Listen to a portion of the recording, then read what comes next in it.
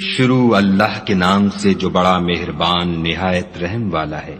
سب تعریف خدا ہی کو ہے جس نے اپنے بندے محمد صلی اللہ علیہ وآلہ وسلم پر یہ کتاب نازل کی اور اس میں کسی طرح کی کجی اور پیچیدگی نہ رکھی، بلکہ سیدھی اور سلیس اتاری، تاکہ لوگوں کو عذاب سخت سے جو اس کی طرف سے آنے والا ہے ڈرائے، اور مومنوں کو جو نیک عمل کرتے ہیں خوشخبری سنائے کہ ان کے لیے ان کے کاموں کا نیک بدلہ یعنی بہشت ہے جس میں وہ ابد الآباد رہیں گے، اور ان لوگوں کو بھی ڈرائے جو کہتے ہیں کہ خدا نے کسی کو بیٹا بنا لیا ہے، ان کو اس بات کا کچھ بھی علم نہیں اور نہ ان کے باپ دادا ہی کو تھا۔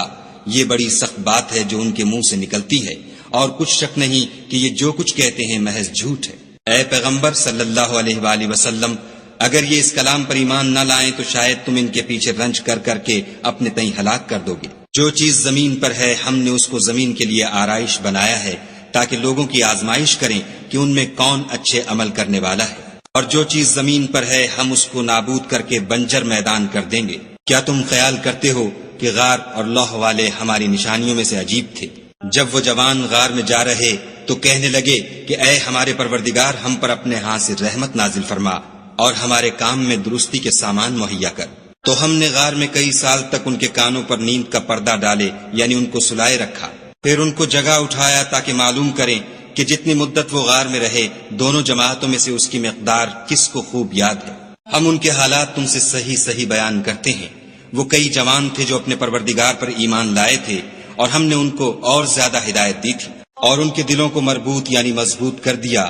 جب وہ اٹھ کھڑے ہوئے تو کہنے لگے کہ ہمارا پروردگار آسمانوں اور زمین کا مالک ہے، ہم اس کے سوا کسی کو معبود سمجھ کر نہ پکاریں گے۔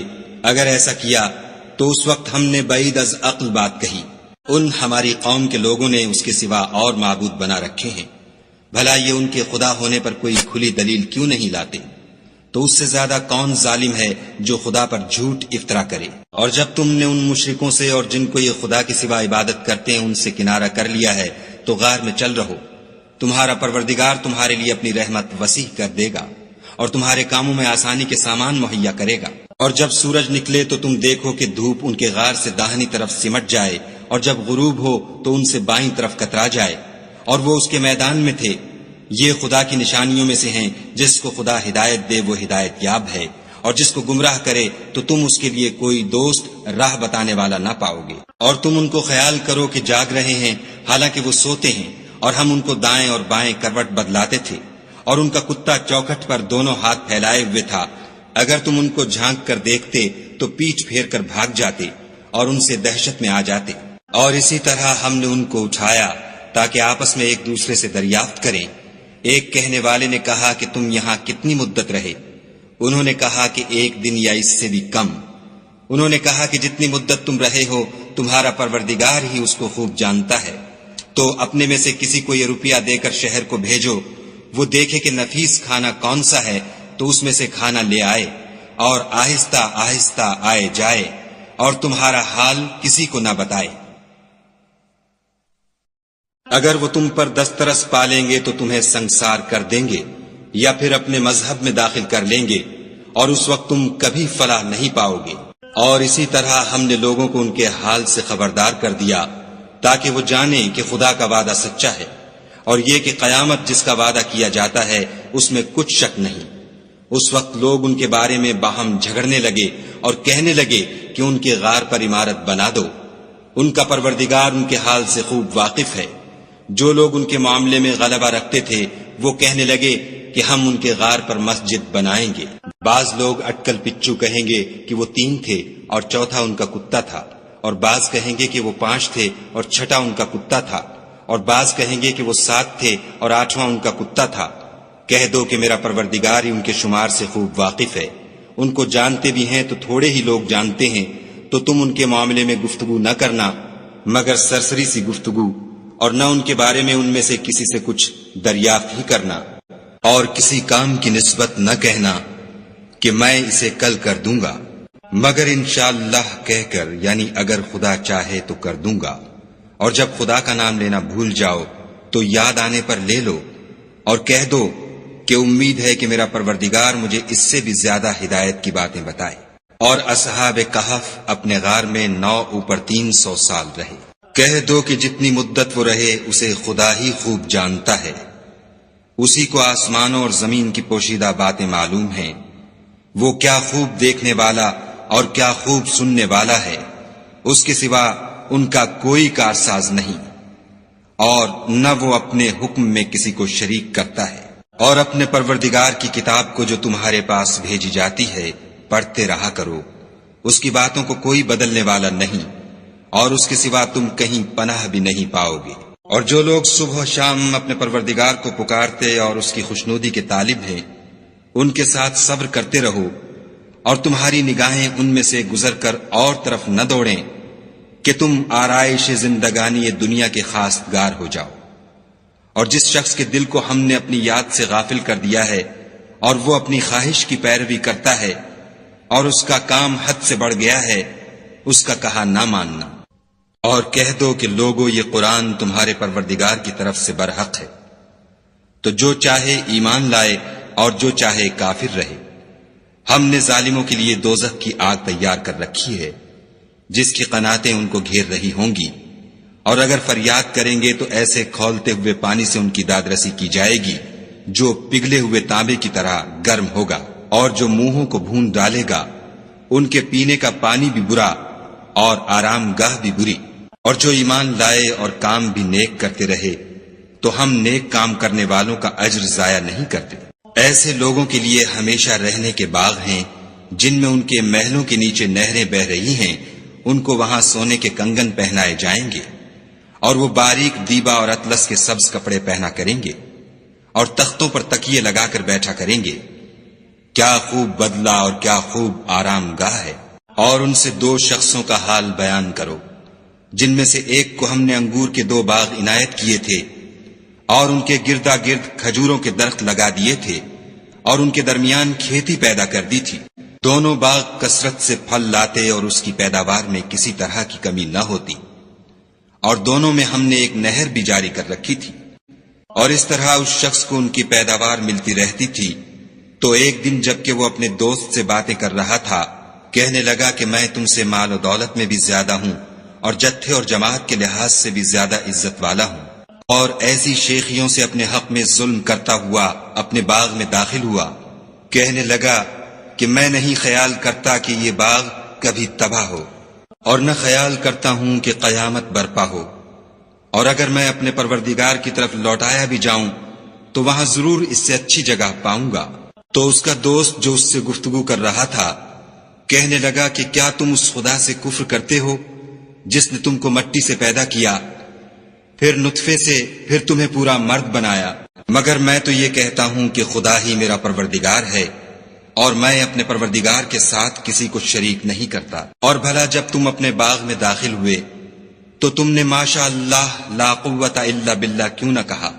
اگر تم مجھے مال و اولاد میں اپنے سے کمتر دیکھتے ہو تو عجب نہیں کہ میرا پروردگار مجھے تمہارے باغ سے بہتر عطا فرمائے، اور اس تمہارے باغ پر آسمان سے آفت بھیج دے تو وہ صاف میدان ہو جائے، یا اس کی نہر کا پانی گہرا ہو جائے تو پھر تم اسے نہ لا سکو، اور اس کے میووں کو عذاب نے آ گھیرا اور وہ اپنی چھتریوں پر گر کر رہ گیا، تو جو مال اس نے اس پر خرچ کیا تھا اس پر حسرت سے ہاتھ ملنے لگا، اور کہنے لگا کہ کاش میں اپنے پروردگار کے ساتھ کسی کو شریک نہ بناتا۔ اس وقت خدا کے سوا کوئی جماعت اس کی مددگار نہ ہوئی اور نہ وہ بدلہ لے سکا۔ یہاں سے ثابت ہوا کہ حکومت سب خدائے برحق کی ہے، اسی کا صلہ بہتر اور اسی کا بدلہ اچھا ہے۔ اور ان سے دنیا کی زندگی کی مثال بھی بیان کر دو، وہ ایسی ہے جیسے پانی جسے ہم نے آسمان سے برسایا تو اس کے ساتھ زمین کی رویدگی مل گئی، پھر وہ چورا چورا ہو گئی کہ ہوائیں اسے اڑاتی پھرتی ہیں۔ اور خدا تو ہر چیز پر قدرت رکھتا ہے۔ مال اور بیٹے تو دنیا کی زندگی کی رونق و زینت ہیں، اور نیکیاں جو باقی رہنے والی ہیں وہ ثواب کے لحاظ سے تمہارے پروردگار کے ہاں بہت اچھی اور امید کے لحاظ سے بہت بہتر ہیں۔ اور جس دن ہم پہاڑوں کو چلائیں گے اور تم زمین کو صاف میدان دیکھو گے، اور ان لوگوں کو ہم جمع کر لیں گے تو ان میں سے کسی کو بھی نہیں چھوڑیں گے، اور سب تمہارے پروردگار کے سامنے صف باندھ کر لائے جائیں گے۔ تو ہم ان سے کہیں گے کہ جس طرح ہم نے تم کو پہلی بار پیدا کیا تھا اسی طرح آج تم ہمارے سامنے آئے، لیکن تم نے تو یہ خیال کر رکھا تھا کہ ہم نے تمہارے لیے قیامت کا کوئی وقت مقرر ہی نہیں کیا اور عملوں کی کتاب کھول کر رکھی جائے گی، تو تم گناہ گاروں کو دیکھو گے کہ جو کچھ اس میں لکھا ہوگا اس سے ڈر رہے ہوں گے اور کہیں گے ہائے شامت، یہ کیسی کتاب ہے کہ نہ چھوٹی بات کو چھوڑتی ہے نہ بڑی کو، کوئی بات بھی نہیں مگر اسے لکھ رکھا ہے، اور جو عمل کیے ہوں گے سب کو حاضر پائیں گے، اور تمہارا پروردگار کسی پر ظلم نہیں کرے گا۔ اور جب ہم نے فرشتوں کو حکم دیا کہ آدم کو سجدہ کرو تو سب نے سجدہ کیا مگر ابلیس نے نہ کیا، وہ جنات میں سے تھا تو اپنے پروردگار کے حکم سے باہر ہو گیا۔ کیا تم اس کو اور اس کی اولاد کو میرے سوا دوست بناتے ہو، حالانکہ وہ تمہارے دشمن ہیں، اور شیطان کی دوستی ظالموں کے لیے خدا کی دوستی کا برا بدل ہے۔ میں نے ان کو نہ تو آسمانوں اور زمین کے پیدا کرنے کے وقت بلایا تھا اور نہ خود ان کے پیدا کرنے کے وقت، اور میں ایسا نہ تھا کہ گمراہ کرنے والوں کو مددگار بناتا۔ اور جس دن خدا فرمائے گا کہ اب میرے شریکوں کو جن کی نسبت تم گمان الوہیت رکھتے تھے بلاؤ، تو وہ ان کو بلائیں گے مگر وہ ان کو کچھ جواب نہ دیں گے، اور ہم ان کے بیچ میں ایک ہلاکت کی جگہ بنا دیں گے۔ اور گناہ گار لوگ دوزخ کو دیکھیں گے تو یقین کر لیں گے کہ وہ اس میں پڑنے والے ہیں اور اس سے بچنے کا کوئی رستہ نہ پائیں گے۔ اور ہم نے اس قرآن میں لوگوں کے سمجھانے کے لیے طرح طرح کی مثالیں بیان فرمائی ہیں، لیکن انسان سب چیزوں سے بڑھ کر جھگڑالو ہے۔ اور لوگوں کے پاس جب ہدایت آ گئی تو ان کو کس چیز نے منع کیا کہ ایمان لائیں اور اپنے پروردگار سے بخشش مانگے، بجز اس کے کہ اس بات کے منتظر ہوں کہ انہیں بھی پہلوں کا سا معاملہ پیش آئے یا ان پر عذاب سامنے موجود ہو۔ اور ہم جو پیغمبروں کو بھیجا کرتے ہیں تو صرف اس لیے کہ لوگوں کو خدا کی نعمتوں کی خوشخبریاں سنائیں اور عذاب سے ڈرائیں، اور جو کافر ہیں وہ باطل کی سند سے جھگڑا کرتے ہیں تاکہ اس سے حق کو پھسلا دیں، اور انہوں نے ہماری آیتوں کو اور جس چیز سے ان کو ڈرایا جاتا ہے ہنسی بنا لیا۔ اور اس سے ظالم کون جس کو اس کے پروردگار کے کلام سے سمجھایا گیا تو اس نے اس سے منہ پھیر لیا، اور جو اعمال وہ آگے کر چکا اس کو بھول گیا۔ ہم نے ان کے دلوں پر پردے ڈال دیے کہ اسے سمجھ نہ سکیں، اور کانوں میں ثقل پیدا کر دیا ہے کہ سن نہ سکیں، اور اگر تم ان کو رستے کی طرف بلاؤ تو کبھی رستے پر نہ آئیں گے۔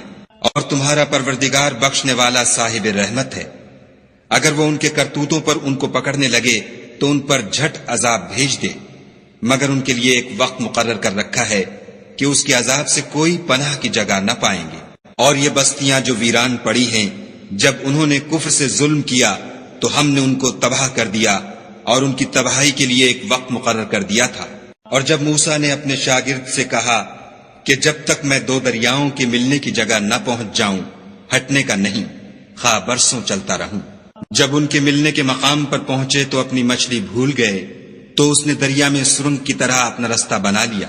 جب آگے چلے تو موسیٰ نے اپنے شاگرد سے کہا کہ ہمارے لیے کھانا لاؤ، اس سفر سے ہم کو بہت تکان ہو گئی ہے۔ اس نے کہا کہ بھلا آپ نے دیکھا کہ جب ہم نے پتھر کے پاس آرام کیا تھا تو میں مچھلی وہیں بھول گیا، اور مجھے آپ سے اس کا ذکر کرنا شیطان نے بھلا دیا، اور اس نے عجب طرح سے دریا میں اپنا رستہ لیا۔ موسیٰ نے کہا یہی تو وہ مقام ہے جسے ہم تلاش کرتے تھے۔ تو وہ اپنے پاؤں کے نشان دیکھتے دیکھتے لوٹ گئے۔ وہاں انہوں نے ہمارے بندوں میں سے ایک بندہ دیکھا جس کو ہم نے اپنے ہاں سے رحمت یعنی نبوت یا نعمت ولایت دی تھی اور اپنے پاس سے علم بخشا تھا۔ موسیٰ نے ان سے جن کا نام خضر تھا کہا کہ جو علم خدا کی طرف سے آپ کو سکھایا گیا ہے، اگر آپ اس میں سے مجھے کچھ بھلائی کی باتیں سکھائیں تو میں آپ کے ساتھ رہوں۔ خضر نے کہا کہ تم میرے ساتھ رہ کر صبر نہیں کر سکو گے، اور جس بات کی تمہیں خبر ہی نہیں اس پر صبر کر بھی کیوں کر سکتے ہو؟ موسیٰ نے کہا خدا نے چاہا تو آپ مجھے صابر پائیے گا اور میں آپ کے ارشاد کے خلاف نہیں کروں گا۔ خضر نے کہا اگر تم میرے ساتھ رہنا چاہو تو شرط یہ ہے مجھ سے کوئی بات نہ پوچھنا جب تک میں خود اس کا ذکر تم سے نہ کروں۔ تو دونوں چل پڑے، یہاں تک کہ جب کشتی میں سوار ہوئے تو خضر نے کشتی کو پھاڑ ڈالا۔ موسیٰ نے کہا کیا آپ نے اس کو اس لیے پھاڑا ہے کہ سواروں کو غرق کر دے؟ یہ تو آپ نے بڑی عجیب بات کی۔ خضر نے کہا کیا میں نے نہیں کہا تھا کہ تم میرے ساتھ صبر نہ کر سکو گے؟ موسیٰ نے کہا کہ جو بھول مجھ سے ہوئی اس پر مواخذہ نہ کیجیے اور میرے معاملے میں مجھ پر مشکل نہ ڈالیے۔ پھر دونوں چلے، یہاں تک کہ رستے میں ایک لڑکا ملا تو خضر نے اسے مار ڈالا۔ موسیٰ نے کہا کہ آپ نے ایک بے گناہ شخص کو ناحق بغیر قصاص کے مار ڈالا، یہ تو آپ نے بری بات کی۔ خضر نے کہا، کیا میں نے نہیں کہا تھا کہ تم سے میرے ساتھ صبر نہیں ہو سکے گا؟ انہوں نے کہا کہ اگر میں اس کے بعد پھر کوئی بات پوچھوں یعنی اعتراض کروں تو مجھے اپنے ساتھ نہ رکھیے گا کہ آپ میری طرف سے عذر کے قبول کرنے میں غایت کو پہنچ گئے۔ پھر دونوں چلے، یہاں تک کہ ایک گاؤں والوں کے پاس پہنچے اور ان سے کھانا طلب کیا۔ انہوں نے ان کی ضیافت کرنے سے انکار کیا۔ پھر انہوں نے وہاں ایک دیوار دیکھی جو جھک کر گرا چاہتی تھی تو خضر نے اس کو سیدھا کر دیا۔ موسیٰ نے کہا کہ اگر آپ چاہتے تو ان سے اس کا معاوضہ لیتے تاکہ کھانے کا کام چلتا۔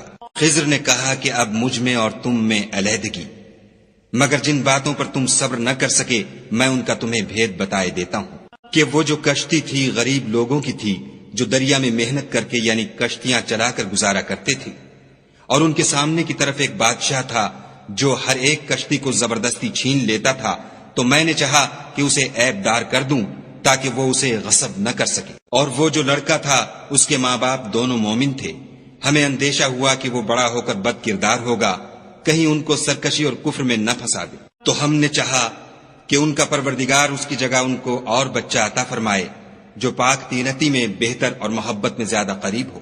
اور وہ جو دیوار تھی سو 2 یتیم لڑکوں کی تھی جو شہر میں رہتے تھے، اور اس کے نیچے ان کا خزانہ مدفون تھا، اور ان کا باپ ایک نیک آدمی تھا، تو تمہارے پروردگار نے چاہا کہ وہ اپنی جوانی کو پہنچ جائیں اور پھر اپنا خزانہ نکالیں۔ یہ تمہارے پروردگار کی مہربانی ہے، اور یہ کام میں نے اپنی طرف سے نہیں کیے، یہ ان باتوں کی حقیقت ہے جن پر تم صبر نہ کر سکے۔ اور تم سے ذوالقرنین کے بارے میں دریافت کرتے ہیں، کہہ دو کہ میں اس کا کسی قدر حال تمہیں پڑھ کر سناتا ہوں۔ ہم نے اس کو زمین میں بڑی دسترس دی تھی اور ہر طرح کا سامان عطا کیا تھا، تو اس نے سفر کا ایک سامان کیا، یہاں تک کہ جب سورج کے غروب ہونے کی جگہ پہنچا تو اسے ایسا پایا کہ ایک کیچڑ کی ندی میں ڈوب رہا ہے، اور اس ندی کے پاس ایک قوم دیکھی۔ ہم نے کہا، ذوالقرنین تم ان کو خواہ تکلیف دو خواہ ان کے بارے میں بھلائی اختیار کرو، دونوں باتوں کی تم کو قدرت ہے۔